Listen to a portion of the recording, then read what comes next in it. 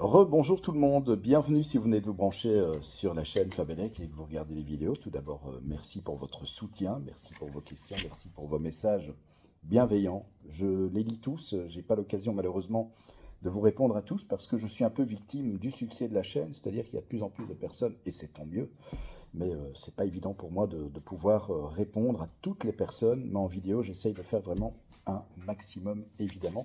Comme pour monsieur Benny Kombakita. J'espère que j'ai bien prononcé ton nom et ton prénom. Alors, la question que tu me poses, c'est est-ce que tu peux réexpliquer le fait que quand la tension est faible, le courant est important, et à l'inverse, quand la tension est élevée, le courant est plus faible à même puissance. Alors, on va voir ça tout de suite sur le schéma. Tu vas comprendre pourquoi. Et j'aurai aussi une petite anecdote. Je devais avoir 14-15 ans à l'époque. Je vais vous expliquer un petit peu voilà, ma réaction et mon étonnement quand j'avais vu ça à l'époque, mais je vous en parle tout de suite. Alors, normalement, comme on est en alternatif, il y a le cosinus phi. Si on est en triphasé en plus, il y a la racine de 3. En réalité, en triphasé, voilà la formule. P égale U fois I fois cosinus phi fois racine de 3, puisque c'est triphasé. On ne va pas se compliquer la vie. Le cosinus phi, la racine de 3, on n'en parle pas. On garde juste P égale U fois I, comme si on était en courant continu. Tout d'abord, je m'excuse, hein, vous allez voir l'image qui tremblote un peu, mais j'ai des soucis avec ma main gauche. À mon avis, il y a un petit souci de canal carpien, et donc quand je tiens mon portable, ça me donne des douleurs et ça crée des tremblements. Je m'en excuse déjà d'avance. Donc, pour répondre à ta question, on va dire qu'on a une puissance de 2000 watts. 2 kilowatts. On sait donc la formule de la puissance, c'est P est égal à la tension multipliée par le courant. P égale U fois I. Si on a par exemple d'un côté 200 volts et de l'autre 400 volts, c'est là que ça va être intéressant de démontrer justement le fait que le courant diminue quand la tension augmente.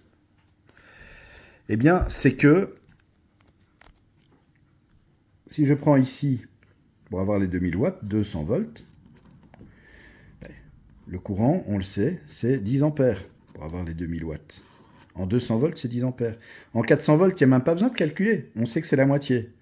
Donc en 400 volts, c'est mathématique, pour avoir les 2000 watts, le courant sera de 5 ampères. Donc il aura diminué de moitié, il sera divisé par 2. Donc on voit très bien la relation entre le fait que plus la tension augmente, plus le courant diminue, et plus la tension est faible, plus le courant augmente. Un exemple tout simple, eh bien, c'est au niveau de la batterie de votre voiture, batterie 12 volts. Vous avez déjà remarqué au niveau de la batterie 12 volts, ou même si vous faites une installation audio dans votre voiture avec un ampli, un caisson de basse, etc., ce sont des câbles de grosse section qui alimentent l'ampli, et même au niveau de la batterie, ce sont des câbles de grosse section qui y sont branchés, et la batterie débite un courant très important. Justement, c'est parce que la tension est très faible. En automobile, c'est 12 volts. Pour les camions, c'est 24 volts. Déjà pour diminuer le courant, parce que là, dans les camions, évidemment, les courants sont plus importants, hein, même pour le démarrage. Pour démarrer un moteur de camion, c'est une intensité beaucoup plus élevée. Mais voilà, vous avez remarqué que les sections de câbles étaient grosses, forcément, puisque le courant est élevé à cause de la tension qui, elle, est faible. C'est exactement la même relation. Alors, pour vous raconter la petite anecdote, je devais avoir 14-15 ans à l'époque. Donc, on est en 1985-1986. Je me baladais au-dessus de chez moi. Il y avait un poste, c'est le poste d'ailleurs de transformation qui alimentait la maison dans laquelle j'habitais et les quelques maisons aux alentours. J'étais en pleine campagne. Donc, ce qu'on appelle les postes H61 ou encore des antennes. Donc, ça reçoit la HTA en 20 000 volts. Et ensuite, eh bien, il y a le transformateur qui va abaisser la tension. Donc, c'est un transformateur abaisseur de tension qui va faire passer de la tension 20 000 à soit 230 volts en triphasé ou 400 volts en triphasé. Dans mon cas, je suis en Belgique, eh bien, c'était du 3 fois 230 volts. Et donc, j'observais ce poste, et il y avait bien sûr en tête de poteau, au niveau de la HTA, 3 fusibles, un fusible par phase, pour protéger le primaire du transformateur. Et donc, je regarde un peu plus près et je dis, mais c'est pas possible, je vois mal. Je voyais 10 ampères sur le fusible, mais je dis, mais 10 ampères, c'est rien du tout. C'est un poste de transformation, ça alimente plusieurs maisons, et 10 ampères, c'est rien du tout. Je m'intéressais déjà à l'électricité à l'époque, je bouquinais alors que à l'époque, eh bien, j'avais pas encore commencé mes études en électricité, mais j'étais déjà fortement intéressé par le sujet. Donc j'étais quelqu'un qui lisait beaucoup dans les bouquins, qui s'intéressait beaucoup à l'histoire, donc j'avais déjà compris cette histoire un peu de puissance, etc. Mais c'est vrai que là, en l'occurrence, ben, je me dis, mais comment ça se fait? Et puis j'ai compris.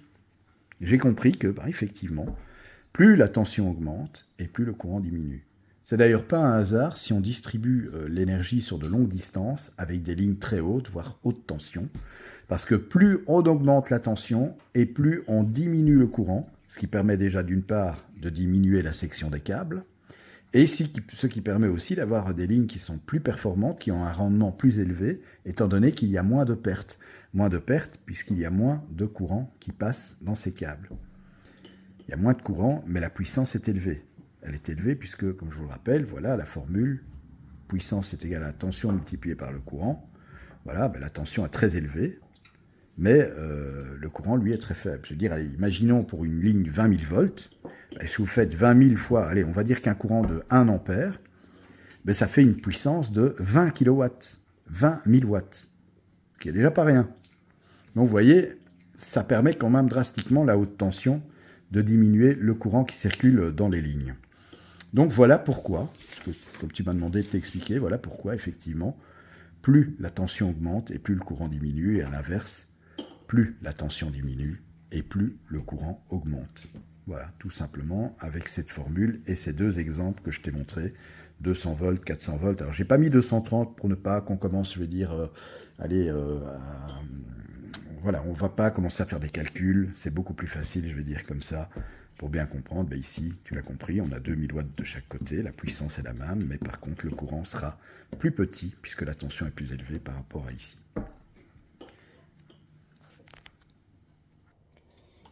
Voilà donc, mon cher Benny Combatita, j'espère que tu vois maintenant un petit peu plus clair. Tu vois, c'est pas compliqué en fait à retenir, donc pour résumer, plus la tension est élevée et plus le courant diminue. Et plus la tension est basse et plus le courant augmente.